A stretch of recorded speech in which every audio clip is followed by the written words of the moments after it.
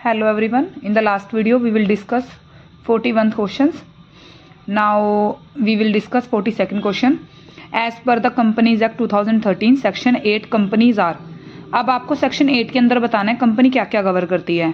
तो इन चारों का मैंने डाल दिया इसीलिए ताकि आपको कोई मतलब यह है किसी और पेपर में अगर क्वेश्चन आए तो आपको पता लग जाए कि सेक्शन के अंदर हमने ये कवर किया था। ठीक है, तो first of public limited company section 271 और private limited company section 268 and the one person company section 262 close. ठीक है, तो ये हैं और जो 8 है वो आता है नॉन प्रॉफिट कंपनीज के अंडर। ठीक, तो इसमें ये आप सारे सेक्शन लर्न कर लेना, कभी भी किसी पेपर में कभी हमें एक भी पता हो तो हम इजीली उसको क्रैक कर लेते हैं। 43rd question, the buyback of share can not exceed. अब आपको सबसे पहले तो पता होना चाहिए कि जो बायबैक ऑफ शेयर्स होती हैं इसकी कुछ कंडीशन होती हैं। मैं डिटेल में नहीं जाऊंगी, थोड़ा थोड़ा बताती हूँ। First of all debt equity जो कैपिटल स्ट्रक्चर होना चाहिए वो 2:1 होना चाहिए।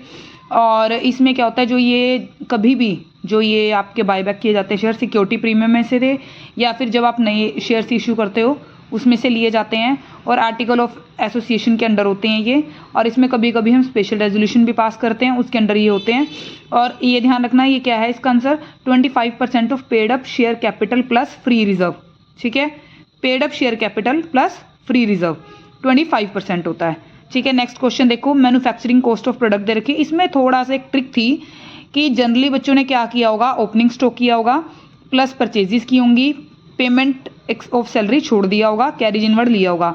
बट याद रखना जो ये होती है आपकी अगर कॉस्ट ऑफ गुड्स सोल्ड निकालनी होती तो हम ये फॉर्मूला लेके चलते हैं, बट इसने मैन्युफैक्चरिंग कॉस्ट कहा है तो उसमें हम पेमेंट ऑफ सैलरी भी लेंगे। ठीक है, तो ये क्या होगा, ओपनिंग स्टॉक कितना है आपका 15,000 है, उसमें आप 75,000 ऐड करोगे, इट मीन्स 90,000। और जो आपने सैलरीज की पेमेंट की है 95,000, 6,000 कैरेज इनवर्ड जो आपके आने तक का खर्चा होता है, फैक्ट्री तक आने का खर्चा होता है। ठीक है, तो ये हो गया आपका 95 एंड 95,000 ये हो गया। उसमें से आपने 16,000 ये लेस करने हैं, पहले 96 ले लो। आप क्या करोगे देखो, आप इसमें आप क्या करोगे देखो 15,000 प्लस 75,000 प्लस 5,000। ठीक है, 20 हो गया ये आपका, ये हो गया 95,000 प्लस 6,000 माइनस 16,000। क्लोजिंग स्टॉक क्या कर दोगे आप, प्लस कर दोगे। ठीक है, तो ये आ जाएगा 85,000। आंसर क्या होगा इसका 85,000। जनरली बच्चों ने 80,000 का रखा था इसका आंसर क्योंकि उन्होंने सैलरीज को इग्नोर किया था। नेक्स्ट क्वेश्चन देखो, as per companies act 2013 identify the correct statement. ये +2 वाले बच्चे भी और जो बीकॉम वाले बच्चे भी हैं, देखो बैलेंस शीट प्रिपेयर होती है शेड्यूल 3 पार्ट 1, इसमें अलग अलग शेड्यूल गिवन है तो ये स्टार्टिंग में ही लर्न हो जाता है शेड्यूल 3 पार्ट 1, शेड्यूल 3 पार्ट 1। ठीक है, और P&L क्या है शेड्यूल 3 में ही पार्ट 2 है। और जो आपका ये है फाइनेंशियल स्टेटमेंट जो प्रिपेयर की जाती है ये शेड्यूल 3 में प्रिपेयर की जाती है। पहले शेड्यूल 3(1) में आपकी बैलेंस शीट होगी, 2 में आपका P&L हो गया। ठीक है, और लास्ट दे रखा P&L is prepared part 1 and the balance sheet नहीं, ये नहीं है तो आपका 2nd और 3rd इसका आंसर है। नेक्स्ट क्वेश्चन देखो, आपको दे रखा बैलेंस शीट में आपको पूछ रखा किस किस हेड में है। देखो इसमें एक जो ब्रांड एंड ट्रेडमार्क्स है ये देखो ना तो ये रिजर्व एंड सरप्लस का पार्ट है, ना ही आपकी करंट एसेट का पार्ट है, ना ही करंट लायबिलिटी का, तो फिक्स एसेट का पार्ट है। ठीक है, तो आपको ये पता लग गया कि जो सी ऑप्शन है उसका फर्स्ट है। ठीक है, तो इसमें 2 पॉइंट कवर हो रहे थे COD। ठीक है, तो आपको भी ये पता लग गया जो स्टॉक एंड रॉ मटेरियल है, ये मैं आपको उनके लिए बता रही हूँ जो ट्रिक का यूज कर रहे हैं, अदरवाइज बड़ा सिंपल है, इसमें कुछ भी नहीं करना। स्टॉक ऑफ रॉ मटेरियल, ठीक है, किसके अंदर आएगा, करंट एसेट के अंदर आएगा। अनक्लेम डिविडेंड, आप खुद सोचो अनक्लेम डिविडेंड, ऐसा डिविडेंड जो क्लेम नहीं हुआ है वो हमारी क्या हो जाएगा, करंट लायबिलिटी आ जाएगा। और security premium reserve and surplus में आएगा। बहुत सिंपल और इजी क्वेश्चन था ये वाला। ठीक है, अब नेक्स्ट क्या बोला आपको, हाँ अकाउंटिंग स्टैंडर्ड। अकाउंटिंग स्टैंडर्ड में देखो ज़्यादा मैं ये नहीं कहूँगी सारे लर्न करो, 16 तक एक बारी माइंड में रखना, बट जो मेन है जैसे AS3 अकाउंटिंग स्टैंडर्ड 3 ये सबको पता है कि ये कैश फ्लो है।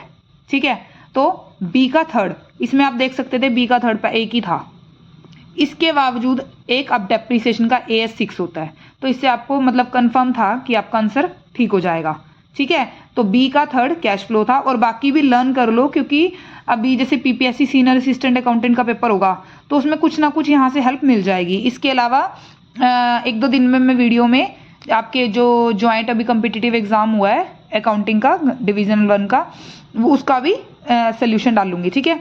एक बिजनेस है जिसकी एवरेज कैपिटल इंप्लॉयड 5 लाख है। अभी 3-4 दिन पहले ही मैंने गुडविल के सारे टॉपिक कवर किए हैं, जिसमें एवरेज प्रॉफिट, नॉर्मल प्रॉफिट सब कुछ कवर किया है। एवरेज कैपिटल इंप्लॉयड 5 लाख है, नॉर्मल रेट ऑफ रिटर्न 10% है। इस मीन्स नॉर्मल प्रॉफिट कितना है 50,000 का, और इसका फॉर्मूला होता है average profit minus normal profit. Average profit आपको गिवन है 90,000, तो रिमेनिंग कितना रह गया 40 रह गया, ठीक है। तो वैल्यू ऑफ गुडविल निकाल लोगे आप। नंबर ऑफ ईयर परचेज कितने हैं 3 दे रखे हैं आपको, ठीक है। अच्छा मैं आपको थोड़ा सा बता देती हूँ, वैसे आप उस वीडियो में डिटेल में कर लोगे, बट मैं बता देती हूँ कि जो सुपर प्रॉफिट होता है वो कैसे निकालते हैं। सुपर प्रॉफिट को एक्सेस प्रॉफिट भी कहते हैं, सरप्लस प्रॉफिट भी कहते हैं। जो सुपर प्रॉफिट होता है उसका फॉर्मूला क्या होता है, average profit minus normal profit, ठीक है। Next question, in case of company amalgamation which of following statement are correct. First of all जब भी अमेलगमेशन होता है वो किस में होता है, नेचर ऑफ मर्जर में होता है, ठीक है। सेकंड ऑप्शन सबसे पहले, तो फर्स्ट ऑप्शन वाला आपका बी पॉइंट था, ये भी कट हो गया, ये भी कट हो गया, ठीक है। अब आपके पास ए और डी ऑप्शन है, ठीक।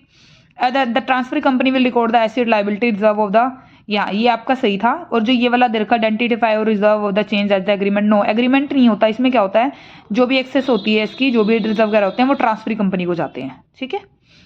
Desirability of the internal reconstruction would be in all of the following cases except, इसका 1 ही है, under capitalisation of share capital, ठीक है। तो और एक बात और ध्यान रखना, इसके लिए अंडर कैपिटलाइजेशन में यूज नहीं होता, बाकी ओवर कैपिटलाइजेशन हो या कंपनी को लॉसेज हो रहे हैं तब होता है। इंटरनल रिकंस्ट्रक्शन क्या होता है, जब कंपनी की कैपिटल एक्सेस पड़ी है या यूटिलाइज नहीं हो रही है या लॉसेज ज्यादा हो रहे हैं, ठीक है। और जब अंडर कैपिटलाइजेशन होता है तो क्या करते हैं, या तो हम बोनस शेयर इशू कर देते हैं, या फिर हम क्या करते हैं डिविडेंड पे कर देते हैं, या फिर एवरेज रेट ऑफ जो आपकी अर्निंग होती है उसको बढ़ा देते हैं। मतलब ये सब मेथड करते हैं। और अंडर कैपिटलाइजेशन इसलिए बता रही हूँ ताकि अगर आपको नेक्स्ट टाइम अंडर कैपिटलाइजेशन का क्वेश्चन आए तो आपके माइंड में ये होना चाहिए कि इसका कंसेप्ट क्या था। Thank you.